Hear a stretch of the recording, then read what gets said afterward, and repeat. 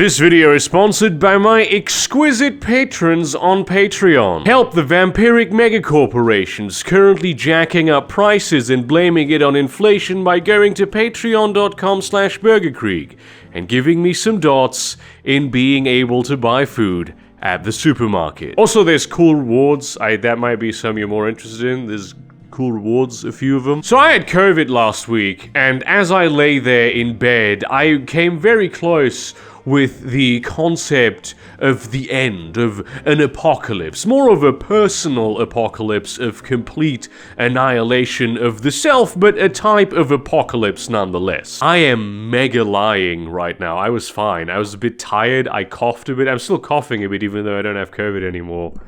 But the recovery has been a bit more tiring even than having the disease. I'm triple vaxxed and I have a good immune system, like I didn't expect anything else. But honestly, I will still use this complete construction of an intro segue to say, apocalypse metaplots.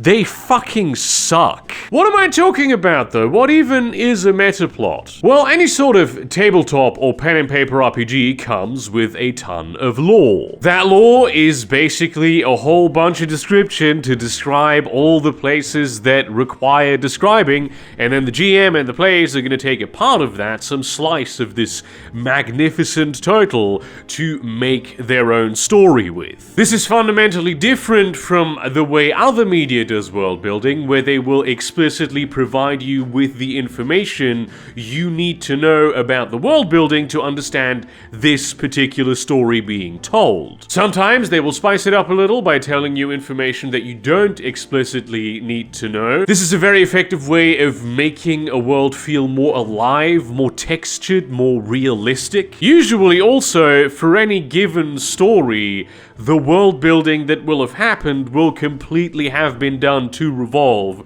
around this story. But a role-playing game does not have a preset story. It is designed to accommodate any number of organically emerging stories. The pre-written adventures that you can buy, if they exist, aren't like the official storyline, the main story of the setting. If you're playing Shadowrun, you don't have to do corporate warfare in Seattle. There's dozens of cities described in vivid detail all around the world. It acts as a sort of framework of established facts, which is why it's delivered in an encyclopedic style. And I really like this because it allows you, the players, to create your own meaning. Stories don't become better when they are more epic. They become better when you care more about what happens. And that caring about what happens can occur at any scope, within any frame of reference. I personally would even argue that it's easier to make people care about a story if it's like the local neighborhood,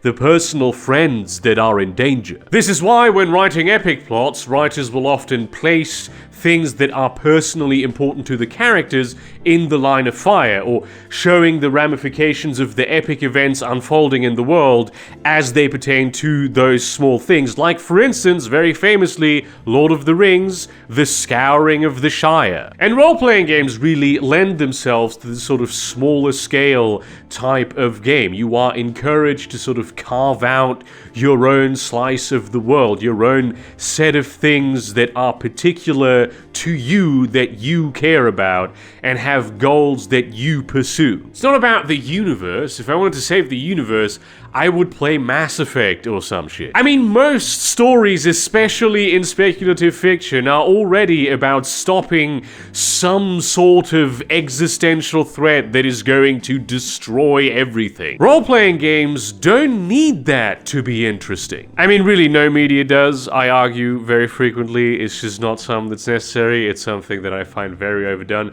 But role-playing games specifically need it even less than those things. They do not need a main plot about saving the world. Except, of course, they all fucking have it! Vampire the Masquerade has something called Gehenna, which is the end of nights, when the new kindred is so weak-blooded that they can walk in the sun. This is the time where the Childer of Cain will end. In the modern nights, aka the final nights, aka, like, today, this point in time is soon TM. And a lot of the lore in Vampire revolves around this fact. Antediluvians awaken, elder vampires called to go into the ocean, and there's a bunch of shit that the Second Inquisition is now suddenly capable of doing. In Shadowrun, background count is increasing. I describe how this works in a bit more detail in my Shadowrun magic how it works video, but basically,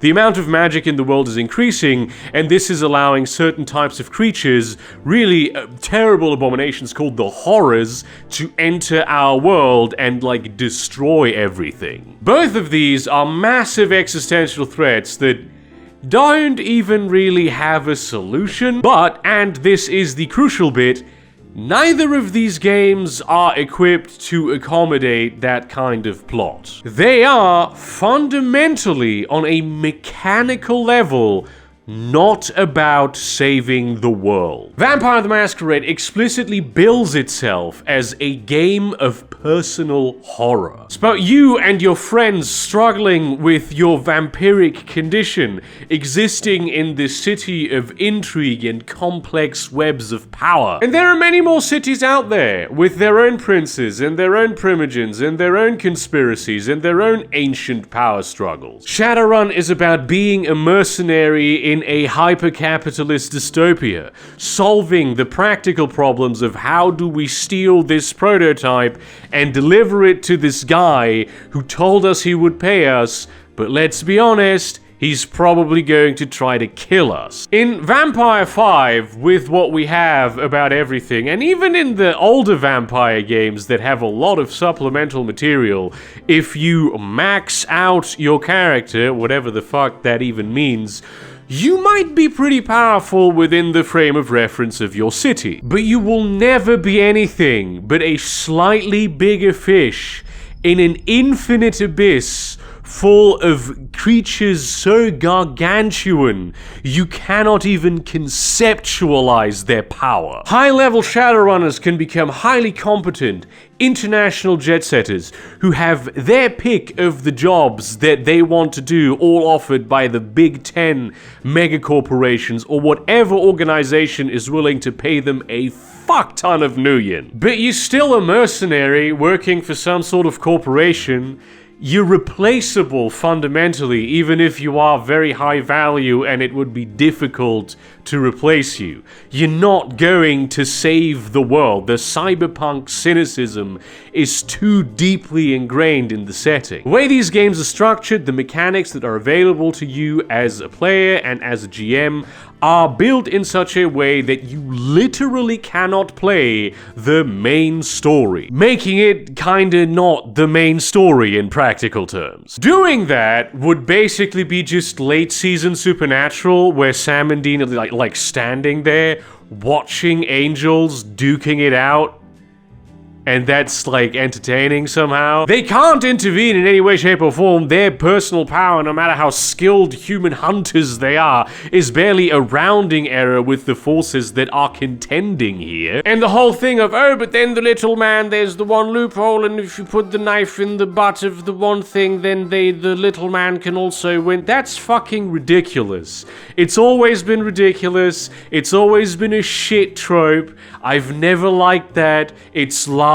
You're just not going to face off with an antediluvian, and you're not going to take down the corporate court either. And look, I'm not saying it's impossible to run this kind of game. I've read the green text where they blow up Zurich Orbital. I thought that was pretty cool. It didn't really destroy the corporate court, but it was a really big paradigm shift of a thing, like it was a million 9/11s essentially. It was a great conclusion for a personal character arc. But fundamentally, you have to bend a lot of the materials that are provided to you out of the box that you are given, that's like the rule books, in order to accommodate this kind of thing happening even in a protracted high-level campaign. Of course it's possible, these are RPGs, you can do whatever you want with them. But at that point, generally speaking, you might as well just play a different game. These games are not built for these stories, even though these stories are clearly the most important thing happening in that world at that time. And that is completely unnecessary. But why are they there in the first place? Well, let me tell you about a game that has the exact opposite problem of this. A game where if you don't want to play as a group of everyman heroes who grow immensely in power over a relatively short period of time and end up defeating the evil demon empire, you will have to bend a lot of the systems and rules that are provided to you out of the box. A game where if you want to play a campaign that is just street level and concerned with local things, the game will eventually sort of break down if you use the systems as they are provided. You could do it if you really wanted to put a lot of strain on those systems, and also put a lot of strain on the suspension of disbelief at the table. But at that point, generally speaking, you might as well just play a different game. Yes, of course, obviously I am talking about Dungeons & Dragons, a game where eventually you will become mechanically so powerful that you can rival the literal gods. Power creep is hard-coded into that system. And to be clear, D&D didn't invent this. It's been a thing in media for like a long time. The problem is that power creep is the enemy of good storytelling.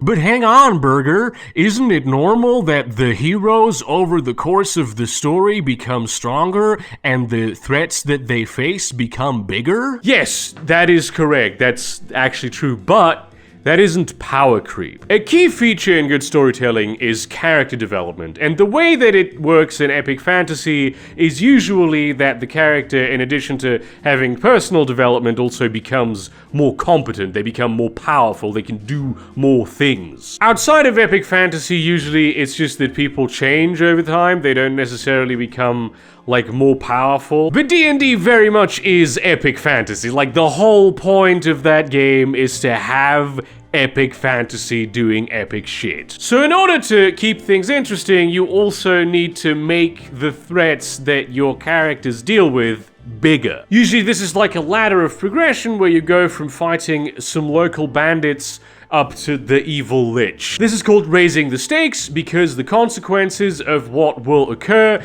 if something goes wrong are bigger. If you don't manage to take out the local bandits, the negative consequences that will befall the world are not as severe as when you fail to take out the evil lich. You can also, by the way, raise the stakes without ever involving the lich by just putting things in danger that the characters care about. Like the leader of the bandits having a knife to your dog or something is going to be a lot more emotionally impactful on your audience, which are your players, which are also the creators of the story at the same time, than like the evil lich threatening to destroy a whole city that you've never even really been to. Emotionally, the stakes with the bandits are higher. Good epic fantasy does both of these things. It makes the threats bigger and it makes the stakes more personal. Which, I mean, let's be honest, if you have like a world-ending threat and the thing that you care about is part of the world, it's not super difficult to do. This works in a sort of linear story where the creators know how it begins and how it ends. But if you just put like the hero's loved ones in danger again and again and again and again, it eventually sort of becomes boring. Like, yes, I know this is the 15th bandit guy who had your dog. We know you are going to save the dog. And if you have to fight the same threat again, and again, also boring eventually, because you've like exhausted all of the interesting stuff you can do with the bandits, all of the powers that they have. It's no longer interesting. So when you have a sort of semi-procedural show when the heroes have defeated the great big threat, but you still need to make more seasons because it's really fucking selling, you need a new threat. And this threat can't be something that the heroes could easily deal with their newly attained power level that they got with to deal with like the last threat, so it needs to be something bigger and more dangerous. Until eventually you find yourself facing God's sister's cousin's housekeeper-in-law, who actually is way more powerful than God itself, because that was 5 seasons ago. You know what I'm talking about. You've seen this happen. You are crying in front of the screen right now about all the ruined things that you once loved and that have been taken from you because somebody wanted to make more money. All the corpses that have been needlessly resuscitated. The dead horses that have been beaten into a fine paste. It's the fucking small town vampire show somehow having this rural American, not even really a city, even though they call themselves that. Let's be fucking serious here for a second. It's not a fucking city. Just being the center point of every single supernatural plot that has happened throughout the course of history. You can also avoid this problem by like having the new threats and paradigms that are introduced be interesting in new ways. You know, create memorable moments through the ways that these characters interact with these particular things because it's personal to them, and the things are things that have not been explored before, and it's interesting to see how those things collide. With a lot of procedurals, like detective stories, a fantastic example of this, the detectives don't usually become more powerful, they don't become better at being detectives over several books. Sometimes it happens as a very gradual process, but rule of thumb, they have the same, like, power set. But every book is still interesting because it's a different mystery every time. But if you want to make things interesting as opposed to just bigger, well, that would require good writing, and that's hard. An additional point for D&D specifically is that power creep is sort of necessary to accommodate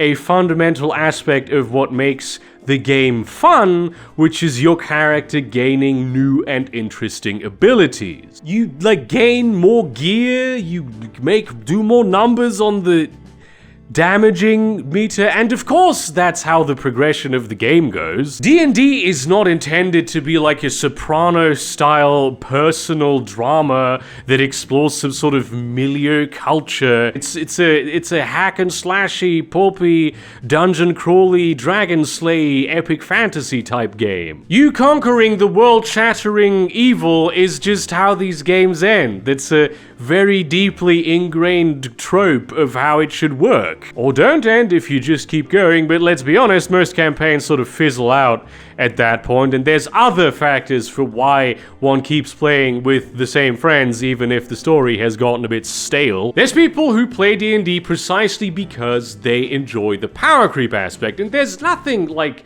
fundamentally wrong with that. But Shadowrun and Vampire are just not this kind of game. I mean, let's be serious, Shadowrun is a lot more this than like Vampire is, like a lot more, but you're not gonna be the guy who solves background count. The fucking dragons are working on that, and they're failing. There are worlds here full of deeply interesting and personal conflict to explore. You don't need to go more and more powerful to keep things interesting. So I personally get very irritated because every game has to somehow be D&D, because D&D is the one with the best marketing and the most successful, so we have to emulate it.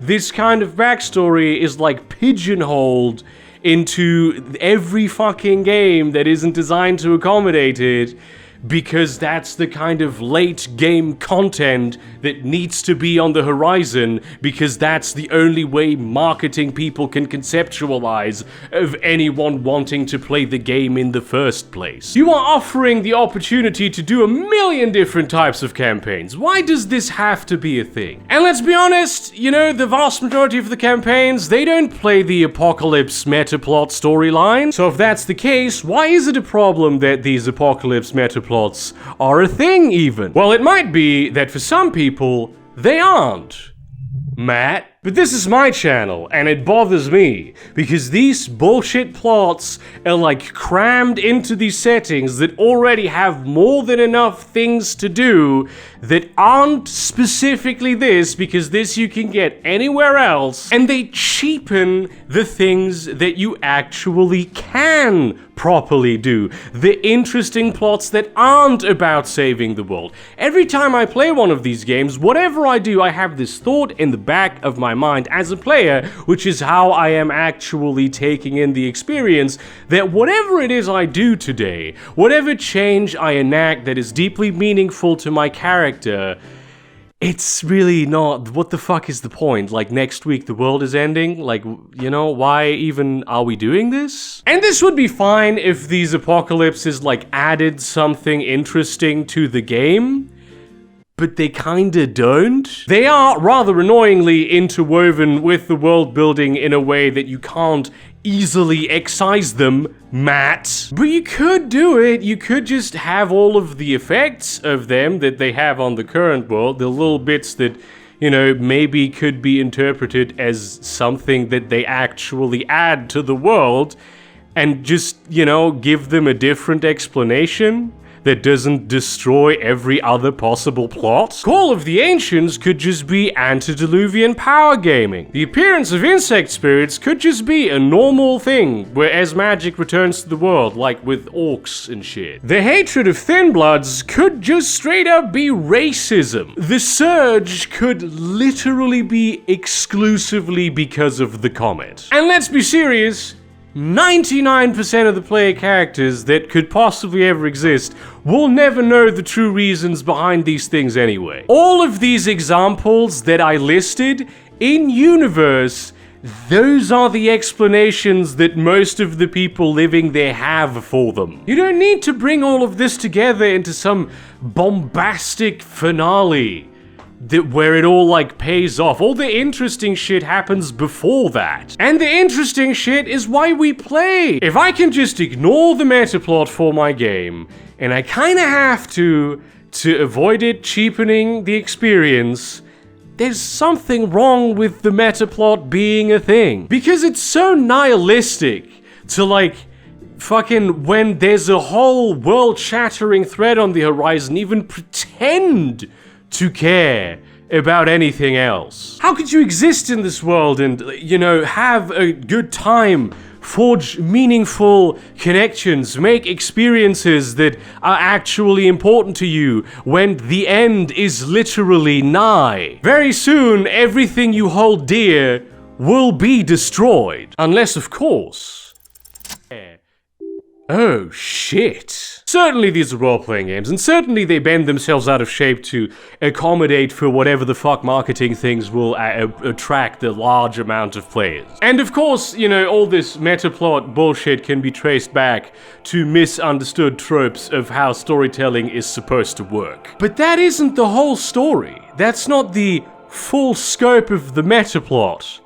If you know what I mean. If you ever noticed, and this is especially true in science fiction, but it's true in all manner of fiction, that the world that you inhabit in these fictional spaces says a lot more about the time in which it was written than about the time about which it was written. Fiction is an excellent tool to understand the cultural concerns and prominent ideas of a given time and place. When you look at them in their totality, they cannot help but include elements of the cultural zeitgeist. And so it follows naturally that the reason we have this massive, inevitable apocalypse, this complete paradigm shift that will destroy everything and completely, potentially eradicate the very species of humanity off the face of the earth, in all kinds of media. Because we see it in all kinds of media. It's not just in these games. It isn't just because of all that. It's also because in the time during which they were written, in the time in which we exist right now, that is the cultural era we currently inhabit, that's exactly the kind of threat we're facing. Gehenna and the rise of magic isn't just some, like, allegory for climate change. These things quite literally are climate change. They are the effects of climate change reflected in the fiction of our time. As a creative person, if you're often thinking about the end of the world, unless you're trying to make something that is explicitly not about that, probably the end of the world is at some point going to appear in some of your work. That's how creativity works. The things that are on your mind are going to eventually inform in some way, often in a very convoluted way that can't properly be traced back to a single point of origin, influence the kind of creative work you do. And the more of these factors align, the more forces there are pushing into this one particular direction,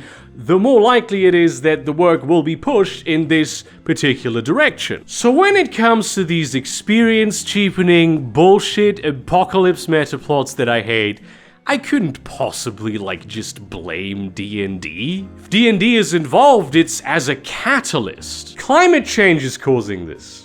Fucking bitch-ass climate change is ruining my game night. Climate change, you piece of shit, I will fucking end you. I won't, actually. I'm just some guy. I have absolutely no control over any aspect of climate change. I have zero impact. I'm not some, rich 0.1%er. All I can do is, vote. But if I could, I would end the shit out of you, climate change, if I had the means and opportunity to do so. Take that, you fucking vague concept. Damn, this is really pissing me off now. I was supposed to reach different conclusions for this. I was supposed to blame this on D&D, because that gets views from people who hate D&D. Now watch as I call this video some, ridiculous, borderline schizophrenic bullshit that nonetheless isn't clickbait, because that is exactly what I fucking told you in this video. What even is there left to say?